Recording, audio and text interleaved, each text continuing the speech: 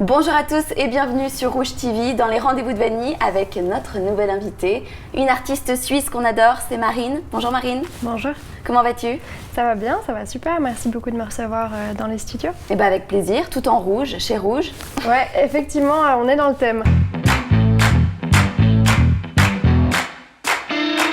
Aujourd'hui, je présente au public Waterproof. Ça parle de quoi alors du coup? La chanson en soi, c'est bon. Il faut savoir qu'on l'a écrit à plusieurs. J'ai eu la chance de participer à plusieurs songwriting camps. C'est donc on va dans des studios avec des songwriters, des producteurs, etc. Et j'ai écrit cette chanson avec Louis et Ash, qui sont ceux avec qui j'ai écrit aussi mes deux derniers singles, You Should Know et Overdose. Et du coup, c'est en fait plein d'histoires un peu entremêlées. Il y a toujours du vécu, mais l'histoire, le thème de Waterproof, en fait, c'est quand un amour est terminé, une relation est terminée en fait, mais l'amour est toujours présent et du coup ça rend la chose encore plus dure pour les deux personnes qui vivent cette relation d'y mettre terme vu que l'amour est toujours présent en fait. Ouais, ça c'est compliqué. Ouais, c'est très compliqué. C'est du vécu ou? Il y a toujours des bouts de vécu, mais je dirais que c'est plusieurs histoires entremêlées en fait pour raconter ça. On essaye de prendre des idées. Waterproof, c'est le premier mot qu'on a eu et je trouve ce mot déjà magnifique en anglais parce que c'est en fait on peut imaginer tellement de choses autour de justement waterproof et nous on a décidé de faire My tears on you, your tears on me, no we're not waterproof. En gros mes larmes sont sur toi, tes larmes sont sur moi, on n'est pas waterproof, donc on a beau se voiler la face, en fait il y a bien un jour où ça va péter. Donc voilà, c'est ça la morale de l'histoire. Fataliste un petit peu, mais... Oui voilà, la fatalité. Your tears on me, my tears on you. No, we're not waterproof. Oh, I'm drowning fast, you're drowning too. No, we're not waterproof. T'as fait un changement de style, d'univers musical. Pourquoi t'as changé? En fait, mon premier projet qui s'appelait Submarine, c'était du coup il y a 2 ans. C'était beaucoup plus folk, c'était beaucoup plus acoustique. C'était uniquement des reprises. J'ai repris des musiques de Robert Francis, Sixto Rodriguez, Thérapie Taxi. Et c'était un EP en fait de 4 reprises où je voulais plus faire connaître au public ma voix et le personnage. Mais en fait, mon vrai style, qui est le style pop, clairement, je l'ai découvert plus tard parce que quand j'ai commencé à écrire, j'écrivais uniquement avec ma guitare ou mon piano. Ouais, donc tu te sentais plus à l'aise de partir ouais. dans le folk. Donc je partais directement là-dessus parce que tout simplement c'est tout ce que je connaissais. Ouais. J'avais jamais bossé avec des producteurs qui peuvent me faire des vraies productions derrière et je pose ma voix ou une mélodie dessus. Donc j'ai fait ça parce que c'était tout ce que j'avais toujours connu, j'ai toujours écrit avec ça, j'ai toujours fait mes concerts guitare-voix. Et un jour j'ai participé à un songwriting camp de la Suiza. Au début il voulait mon frère mais il pouvait pas donc il m'a proposé. Et je suis arrivée là-bas, j'étais la plus jeune, une des seules filles. Bonjour. Salut. Et en fait, on a écrit plein de chansons et j'ai écrit justement avec Ash, avec qui j'ai beaucoup écrit par la suite. Et j'ai écrit une chanson qui s'appelle Sister, qui a été choisie pour l'Allemagne, pour l'Eurovision. Ouais. Et en fait, ça m'a magnifique. Merci beaucoup. Et ça m'a fait gagner énormément de crédibilité dans ce monde-là. Et du coup, j'ai pu bosser. J'étais invitée à beaucoup de songwriting camp et j'étais invitée à travailler avec énormément de producteurs différents. Ouais. Et c'est là que j'ai pu vraiment commencer à diriger un peu la production sur ce que je voulais et ce qui m'allait le mieux. Et c'est devenu pop. Du coup, le changement, en fait, il a eu lieu à ce moment-là. Et je pensais que le changement était tellement grand, parce que j'avais finalement trouvé mon style, ouais. que ça valait la peine de même changer de nom d'artiste. Donc c'est passé de Submarine à juste Marine. Tu parlais de crédibilité il y a un instant. Qu'est-ce qu'il faut pour être crédible en tant qu'artiste ? Je saurais pas te dire, je saurais vraiment pas te dire. Je pense que justement quand j'ai pu écrire Sister qui a été prise pour l'Eurovision, ça m'a donné de la crédibilité parce que j'en avais peut-être un peu moins parce que j'étais très jeune et j'étais une fille et il y en a très peu dans ce monde-là, mine de rien. Et le fait qu'une de mes chansons soit sélectionnée et arrive en finale d'un des shows télévisés les plus regardés, ça attire un petit peu de lumière. Et du coup après les gens voulaient écrire avec moi. Ils se disaient ah ouais ok elle a écrit ça, viens on la prend au prochain camp et on regarde ce que ça peut donner. Donc ça m'a apporté de la crédibilité. Après en général je saurais pas te dire. Et là, tu as sorti de Waterproof dans une situation un petit peu compliquée, on l'aura remarqué. On le rappelle. Covid, ça faisait longtemps, non? On n'en avait pas encore parlé. Alors, c'est une situation un peu tendue. Comment ça se passe en tant qu'artiste? Je pense que c'est assez frustrant en fait de sortir une nouvelle musique et de pas pouvoir la jouer en live derrière. Mais ça reste mon métier et ces chansons sont prêtes et j'ai envie de les partager. Et justement, maintenant que les gens sont un peu coincés chez eux, je pense que la culture et l'art, c'est ce qui les aide le plus à passer le temps. Je veux dire, pendant le confinement, tout le monde a regardé des films, tout le monde a écouté de la musique, etc. Donc si on peut encore justement fournir du contenu ou dire qu'on est toujours là, faire des lives et partager quelque chose avec le public, même si on ne peut plus les voir en vrai, je pense que c'est important. Ouais. Et le clip ? Il n'y a pas de clip pour l'instant. On devait faire, c'est marrant que tu parles de clip, mais le truc que je devais faire qui était exceptionnel, qui allait marquer mon année, qui était le voyage que je me réjouissais le plus au monde, à la sortie de Overdose, donc mon dernier single. Les États-Unis ? Il est sorti le 13 mars et je devais partir. Je suis signée chez Universal Music maintenant et ils étaient OK pour qu'on parte faire le clip à LA. Ça, c'est moi, cool. J'étais là, oh là là, on va partir. Je suis inspirée. Je suis là, oui. Très bien, ça tombe bien, j'ai plein d'idées. Et on avait tout, on avait la location, on avait le modèle avec qui j'allais tourner, incroyable. Et c'était vraiment, on était prêts, j'avais les billets et tout a tourné à la catastrophe. Trump a fermé les frontières et moi j'étais vraiment là en mode, oh, non. C'est dégueulasse. Et c'était vraiment le clip que je me réjouissais le plus de tourner. Je devais aller là-bas, en plus après faire un petit voyage aux États-Unis, ce qui est déjà incroyable. Ce qui est déjà très cool. Et, mais t'as su bien rebondir parce que du coup t'as fait un clip participatif. Oui, ouais, ça c'était une super idée. Ouais, bah c'est gentil. Après tout le monde l'a fait, mais j'ai eu l'idée. Voilà, tu peux dire que tu l'as fait en première.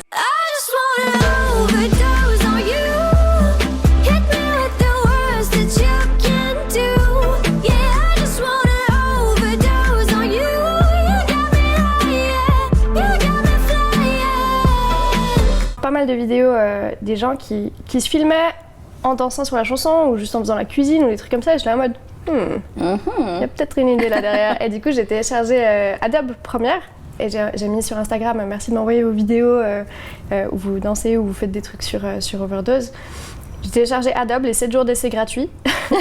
T'en as profité. Le vendredi, j'ai coupé un peu. Désolée Adobe. C'est le jeu. Et j'ai reçu une centaine de vidéos et j'ai... En fait, comme j'avais rien à faire, c'était le confinement, personne n'avait rien à faire. J'ai appris le montage et j'ai fait ça et j'ai pu donc sortir. c'est homemade, tu l'as fait toi-même. Ouais, j'ai reçu les vidéos, parce que j'avais laissé mon adresse email et tout le monde m'envoyait. Et j'ai eu des trucs exceptionnels, des gens qui faisaient du cirque, des danseuses, des gens qui faisaient juste du lip sync, mais c'était hyper bien et c'était des amis et de la famille, mais il y avait énormément de gens que je connaissais pas. Et pour moi, c'est ça qui est ouf. Je me suis dit, genre, génial. Ils ont pris du temps pour m'envoyer cette vidéo pour que je puisse les mettre dans le clip. Et, sur ma musique, ça doit faire du bien. C'était fou. Et du coup, c'était un peu un rebondissement, effectivement, du clip à LA. C'est pas Los Angeles, mais c'était top. Non, j'étais très contente d'avoir pu faire ça. Ça m'a occupée, ça m'a appris à faire du montage et surtout, j'ai l'impression que ça a donné... ça a passé le temps pour certaines personnes. Genre, cet après-midi, on fait la vidéo pour le clip de Marine. Donc ça c'est cool, je pense que c'était que du bonus. Et du coup waterproof ? Waterproof pour l'instant il n'y a pas de clip prévu, il y a un lyric vidéo, juste la musique qui sera sur YouTube avec les paroles, mais je vais faire un clip je pense faire aussi un homemade peut-être maintenant que je sais le montage, mais en fait bonjour c'est de nouveau moi, je voudrais faire avec une autre adresse email. J'étais pas sûre la dernière fois. Ça marche vraiment ? Comment ça se passe une relation avec un auteur pour écrire ? On écrit côte à côte, on s'appelle, on dit j'ai écrit ça, je t'envoie, qu'est-ce que t'en penses ? On échange beaucoup, on doit créer une relation très intime avec la personne avec l'auteur avec qui on travaille. Oui, ça c'est sûr. Et j'écris souvent avec les mêmes personnes. Ça m'arrive d'écrire vraiment avec... H, j'écris énormément avec, je t'en ai déjà parlé. Ouais. Mais après, par exemple, j'étais partie à Londres pour écrire avec Gaëtan Jude, qui est un guitariste exceptionnel. C'est le guitariste de Burna Boy. D'accord. Et en fait, je l'ai rencontré et on s'est super bien entendus. Et en fait, le truc qui est assez bizarre avec l'écriture, c'est qu'on va entrer dans une pièce, donc dans un studio. Tu rencontres le type, tu dis ton prénom, salut, ça va, etc. Tu parle des small talk pendant à peu près 30 secondes et après en fait on rentre directement dans le vif du sujet, genre qu'est-ce qui te tracasse en ce moment, qu'est-ce qui te fait mal, qu'est-ce qui est dur ou qu'est-ce qui te rend heureux. C'est comme une thérapie. C'est ça. T'es une artiste suisse, une femme, tu fais de la pop, est-ce que c'est difficile d'être du coup en Suisse ou au contraire c'est peut-être plus facile ? Je saurais pas dire si c'est plus facile ou difficile. Je pense que de base, j'ai choisi un métier très compliqué. Parce qu'il n'y a pas vraiment de... tu peux apprendre à jouer très bien de la guitare ou à très bien chanter, etc.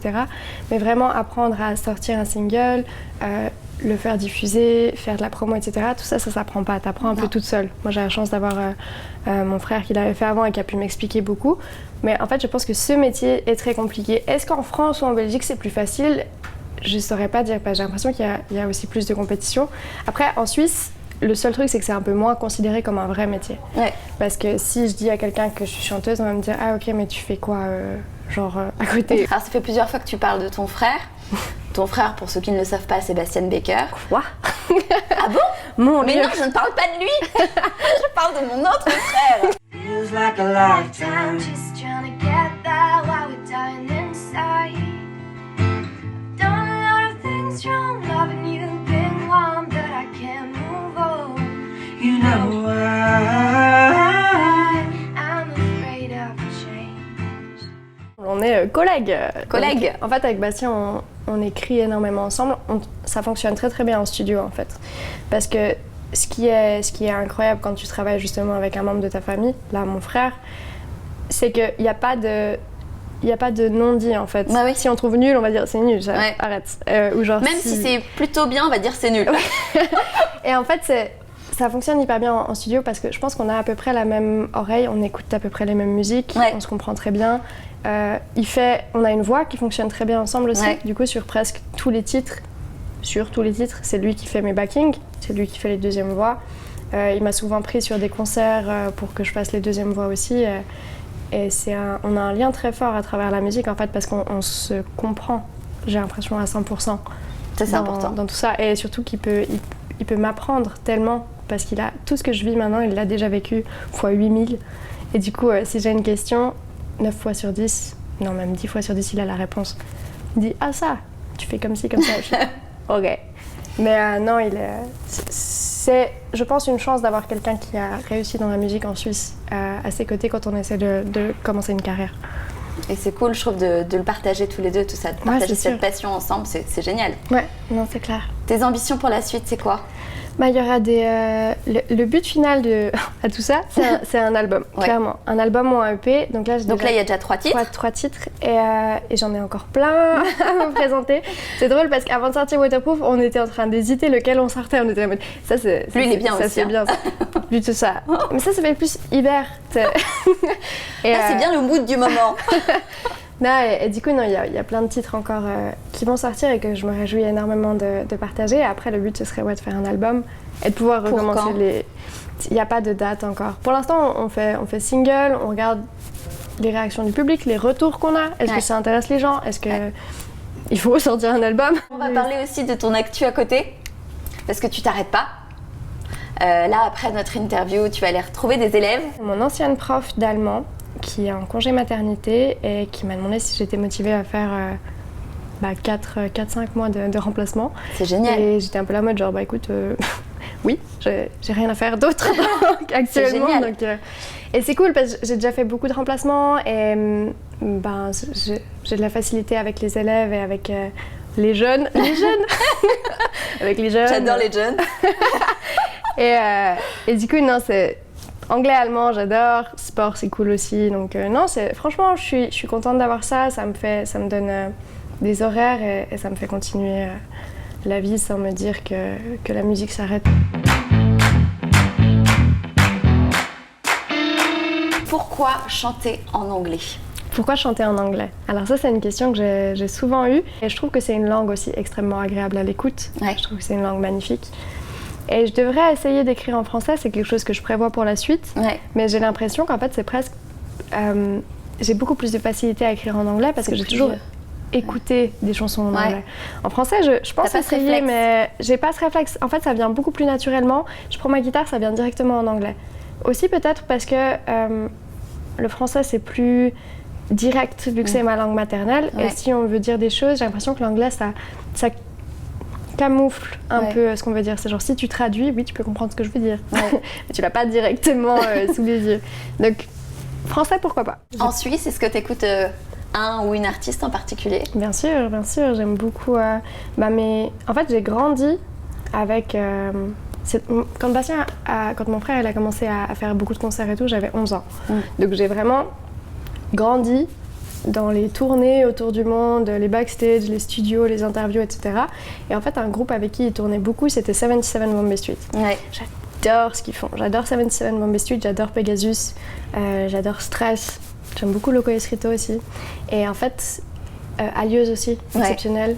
Donc oui, non, j'écoute beaucoup de... Je consomme local. Je consomme local, c'est bien. Beaucoup de musique suisse. Ta relation avec ton frère, tu la qualifierais comment? D'exceptionnel. C'est pas mal. Non, honnêtement, c'est l'homme le plus drôle que je connaisse, je pense. Vraiment, genre, c'est fou, mais je sais que si je passe une journée ou deux avec lui, je veux beaucoup plus m'amuser que d'habitude. Parce qu'il fait toujours des trucs un peu fous et on va toujours manger dans des restos qu'il connaît, qui sont trop bons. C'est le grand frère, quoi. Ouais, j'adore tous ses potes. Et en fait, on a une relation qui est vraiment excellente, parce que je pense qu'on a un respect mutuel qui est énorme. Et on se comprend vu qu'on fait le même métier et on s'entend super bien. On va lancer le petit dé chacune notre tour. Et donc, si tu gagnes, tu termines l'émission. Ok. Si je gagne, je termine l'émission. Ok. Commence. Donc Bonheur. j'aide juste. Hein. Vas-y, j'espère que la chance sera avec toi. Ouh, 4. 4, c'est pas un mal. bon chiffre. Me connaissant, je vais partir sur un petit 1. Oh, perdu. Alors ça, Bravo Marie. c'était le moment de ma journée. Il y a eu un stress. Un suspense de malade. Insoutenable. Mais elle a gagné. Ok, donc je peux terminer l'émission. C'est à toi de terminer l'émission. C'était Marine sur Rouge, accompagnée de Vanny, qui nous a parlé de son nouveau single Waterproof. Merci à tous d'avoir écouté. Et de quelle couleur est votre radio? Rouge.